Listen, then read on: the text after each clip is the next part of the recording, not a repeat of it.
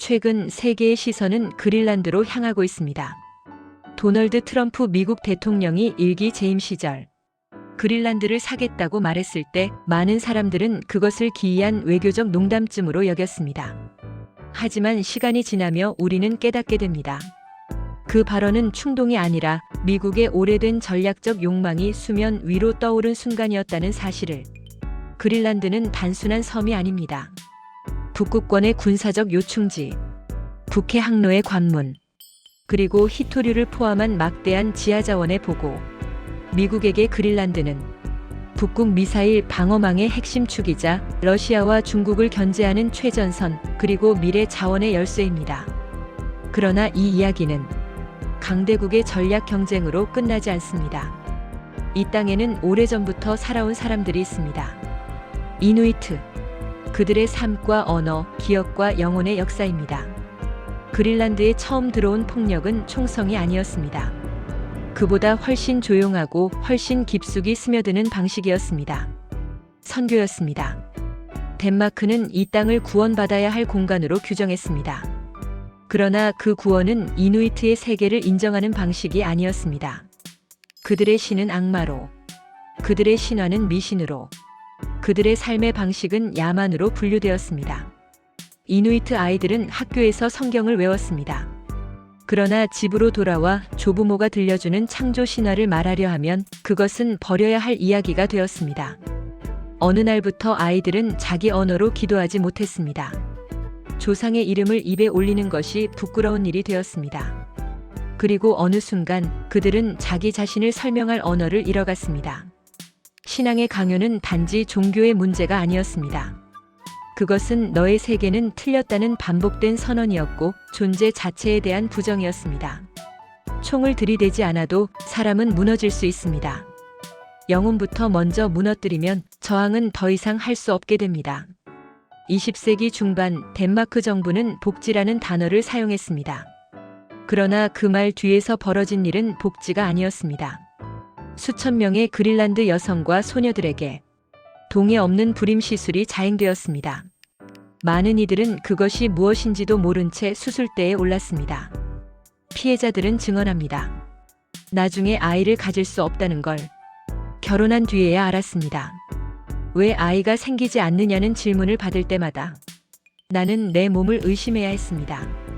이 정책의 목적은 명확했습니다. 이누이트의 미래를 줄이는 것, 출생을 통제함으로써 민족의 지속성을 행정적으로 관리하는 것. 이것은 개인의 신체를 넘어선 폭력이었습니다. 한 세대 전체를 향한 조용한 생물학적 공격이었습니다. 아이를 낳을 수 없다는 사실보다 더 잔인한 것은 그 선택권조차 주어지지 않았다는 점이었습니다.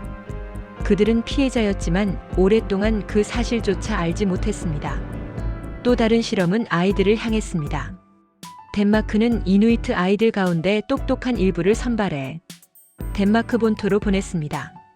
목적은 더 나은 시민을 만드는 것이었습니다.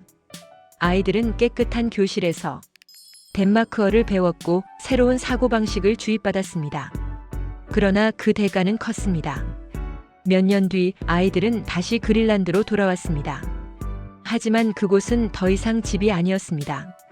부모의 말을 이해하지 못했고 형제자매와 대화할 수 없었으며 자기 공동체 안에서 이방인이 되었습니다. 그들은 두 세계 어디에도 속하지 못했습니다. 덴마크인도 아니었고 이누이트로 돌아갈 수도 없었습니다. 이 프로젝트는 실패가 아니었습니다. 의도된 결과였습니다. 정체성이 분리된 인간은 가장 통제하기 쉬운 존재가 되기 때문입니다. 마지막으로 지워진 것은 공간이었습니다. 덴마크 행정 문서에는 게토 리스트라는 개념이 등장합니다. 게토는 본래 나치 독일이 유대인을 분리 관리하기 위해 사용한 법률 용어입니다. 그린란드에서도 비슷한 논리가 작동했습니다. 주민들은 점차 특정 지역으로 몰려갔고 전통적 이동 경로와 삶의 터전은 해체되었습니다. 여기서 살아야 합니다. 이 지역은 개발 대상입니다. 효율적인 관리가 필요합니다. 이 말들은 중립적으로 들리지만 그러나 그 결과는 명확했습니다. 공동체는 쪼개졌고 자립의 기반은 사라졌으며 사람들은 통계 속 숫자가 되었습니다. 공간을 빼앗는 것은 삶의 전통 방식을 빼앗는 일입니다. 그리고 삶의 방식이 사라질 때 사람은 기억 속에서도 점점 지워집니다. 덴마크는 그린란드를 오직 폭력으로만 지배하지 않았습니다. 오히려 가장 강력했던 수단은 경제 지원이었습니다. 덴마크는 오랫동안 그린란드에 막대한 재정을 투입해왔습니다. 주거, 의료, 교육, 공공 인프라.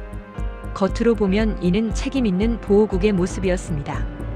그러나 이 지원에는 분명한 조건이 있었습니다. 그린란드는 스스로 설계할 수 없었습니다. 경제구조, 산업방향, 행정체계는 항상 덴마크의 결정에 종속되었습니다. 이누이트 공동체는 자급적 삶의 방식에서 멀어졌고 현금 경제와 복지 시스템에 의존하게 되었습니다. 일을 하지 않아도 생존할 수 있지만 무언가를 결정할 수는 없는 상태. 이 구조는 단순한 원조가 아니었습니다. 의존을 만들어내는 통치 방식입니다. 경제적 지원은 총보다 조용하지만 훨씬 오래 지속됩니다. 스스로 선택할 능력을 잃은 사회는 형식상 자치권이 있어도 실질적으로는 지배당합니다. 덴마크는 그린란드를 완전히 파괴하지 않았습니다. 대신 스스로 서지 못하도록 만들었습니다. 이것이 현대 식민주의의 모습입니다. 정복이 아니라 관리, 폭력이 아니라 예산, 점령이 아니라 지원. 그리고 이 구조 속에서 그린란드는 늘 이렇게 질문받아왔습니다. 독립을 원한다면 그 비용은 누가 감당할 것인가? 오늘날 그린란드는 다시 탐내는 땅이 되었습니다. 미국의 전략, 러시아의 군사력, 중국의 자원 계산. 그러나 이 땅의 가장 깊은 상처는 미래가 아니라 과거에 있습니다. 그린란드의 얼음 아래에는 미사일 기지보다 오래된 이야기가 묻혀 있습니다. 말하지 못한 고통, 이름 붙이지 못한 상실, 그리고 너무 늦게 인정된 범죄들. 역사는 언제나 폭발로 시작되지 않습니다. 그것은 종종 선교라는 말로, 복지라는 이름으로, 행정문서 한 줄로 시작됩니다. 그리고 우리가 그것을 정책이라 부를 때 누군가는 이미 삶을 잃고 있습니다. 이 영상이 도움이 되셨다면 좋아요와 구독을 눌러주시면 영상 제작에 큰 힘이 됩니다.